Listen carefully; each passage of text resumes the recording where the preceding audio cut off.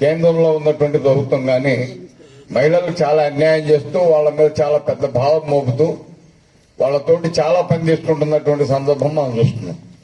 ఇప్పుడు అంగన్వాడీ టీచర్స్ ఉన్నారు, ఆయాలు ఉన్నారు. ఎన్ని రకాల పనులు వాళ్ళు చేయాలి అనేది మనం చూసుకుంటే అసలు ఒక గవర్నమెంట్ ఆఫీస్లో పనిచేస్తున్నటువంటి పర్మనెంట్ ఉద్యోగి దాంట్లో 10% అన్నా పనిచేస్తుందా అని లెక్కేసుకున్నప్పుడు వాళ్ళు 10% కూడా చేయరు. మన వాళ్ళు చేసే పని పోల్చుకుంటే దీనికోసం గతంలో అంగన్వాడీ వాళ్ళ కోసం మనం పోరాటం చేశాం, పెద్ద ఎత్తున పోరాటం చేశాం, రాష్ట్ర వ్యాప్తంగా పోరాటం చేశాం, సమ్మె చేశాం. టీఆర్ఎస్ గవర్నమెంట్ ఉండే హరీష్ రావు ఫైనాన్స్ మినిస్టర్గా ఉండే ఆ సందర్భంలో కూడా మరి హరీష్ రావు గారితో 2-3 సార్లు మీటింగ్లు నా ఆధ్వర్యంలో జరిగినప్పుడు మాట్లాడినా వాళ్ళు వాగ్దానం చేశారు. సమ్మె కాలానికి జీతం కూడా ఇస్తానని వాగ్దానం చేశాడు. అంగన్వాడీ అక్కలు చెల్లెళ్ళు పొద్దుస్తమానం పనిచేస్తున్నారు, వీళ్ళు లేకపోతే మా గవర్నమెంట్ నడవదు సార్ అని కూడా వాళ్ళకి ధన్యవాదాలు తెలియజేస్తున్నా అని కూడా చెప్పాడు. నేను ఒకటే రిక్వెస్ట్ చేసిన, నువ్వు ఇన్ని మాటలు చెప్పాల్సిన అవసరం లేదు, ఇప్పుడు ఏవైతే నువ్వు ఒప్పుకున్నావో దాని మీద ఒక జీవో తీసేది. మళ్ళీ ఎలక్షన్ కోడ్ వచ్చిందంటే మళ్ళీ వాళ్ళకి అన్యాయం జరుగుతుంది అని చెప్పి చెప్తే లేదు సార్ నేను చేస్తా అని చెప్పి ఆయన ఇంట్లో ఒక మీటింగ్ జరిగింది, 10 సింహల భవన్లో ఒక మీటింగ్ జరిగింది. అది జరిగినప్పుడు ఆమె ఉండే కదా శిశు సంక్షేమ శాఖ మంత్రి ఏదో రాథోడ్, సత్యవతి రాథోడ్, ఆమె కూడా వచ్చింది. ఆయన నల్గొండ నుంచి వచ్చేటట్టు ఉంటే ఒక ఆయన మినిస్టర్ కొట్టుకుంటాడు, ఏదో రెడ్డి ఏదంటే ఇంతమంది హామీలు ఇచ్చారు, జీవో మాత్రం తీయలేదు. మళ్ళీ ఇప్పుడు ఈ రాష్ట్ర ప్రభుత్వాన్ని మనం అడుగుతా ఉన్నాం, మరి వీళ్ళకి న్యాయం చేయాల్సినటువంటి అవసరం ఉన్నది. చేయకపోతే అప్పుడు చేసినటువంటి పోరాటం మళ్ళీ చేయాల్సినటువంటి పరిస్థితి వస్తుంది.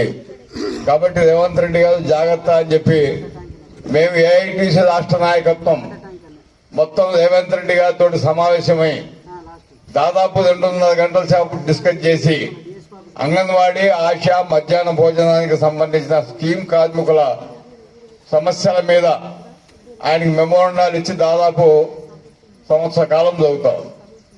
ఇప్పుడు దాకా ఏమీ జవాబు లేదు. దాని మీద మళ్ళీ మనం టైం అడుగుతా ఉంటే ఇస్తలేడు, టైం పాస్ చేస్తా ఉన్నాడు. అంటే దీని మీద మళ్ళీ పోరాటం చేయాల్సినటువంటి అవసరం ఉంది. పోరాటం చెయ్యకుంటే ఏది కూడా మనకు రాదు.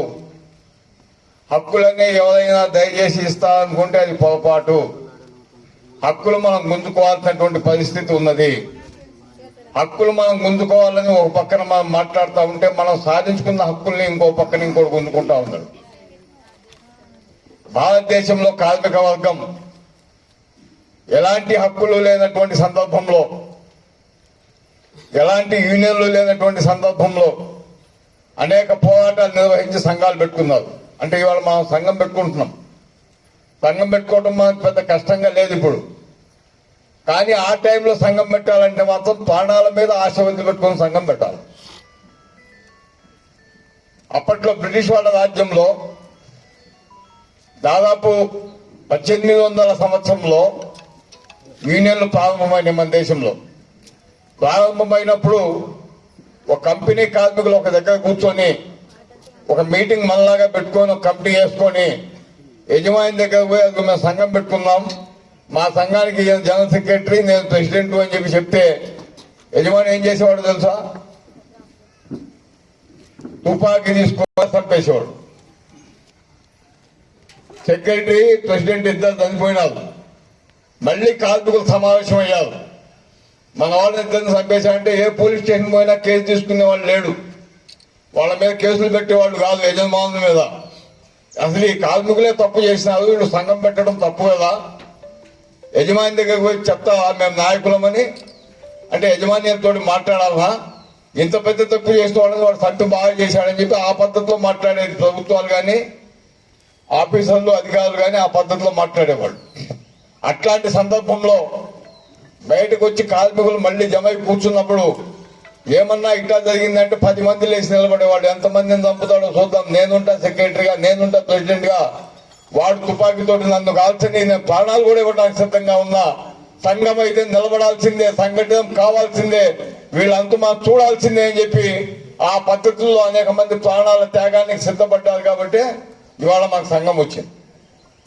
మన నాయకుడిని చంపినప్పుడు పక్కనున్న కంపెనీ వాడు నాకేం ఆ కంపెనీ వాడిని కదా చంపిందని ఊకోలా. మేం సంఘం పెట్టుకుంటే మా నాయకుడిని చంపుతా మేము కూడా పని చేయమని చెప్పి బయటకు వచ్చి కూర్చున్నారు.